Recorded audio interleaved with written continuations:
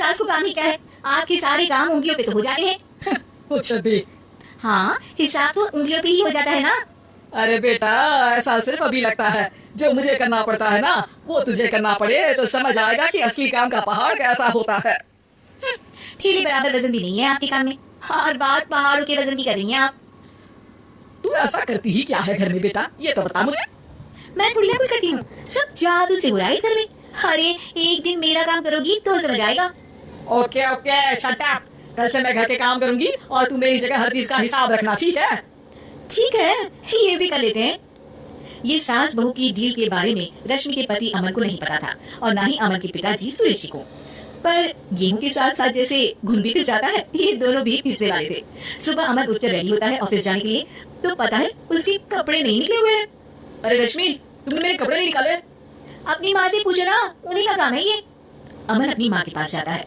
अब मेरे कपड़े आज आप देने वाले हो क्या माँ?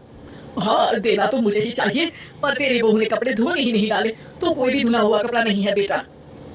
ऐसा क्यों? कपड़े तो धोने आप ही देते हो ना माँ?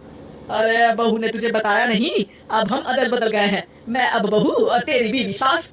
अमन परेशान हो गया, वो बिना इस्त्री के कपड़े पहनकर ऑफिस चला गया। सरस्वती जी अपने घुटने के दर्द के कारण झुककर घर साफ नहीं कर पा रही थी और ना ही खाना बनाना याद रख पाई।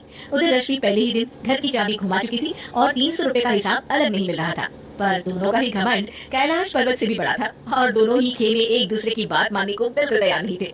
शाम को जब सुरेश जी और अमन खाना खाने बैठते हैं तो सरस्वती जी उनके सामने गाजर और पपीते लाकर रख देती हैं।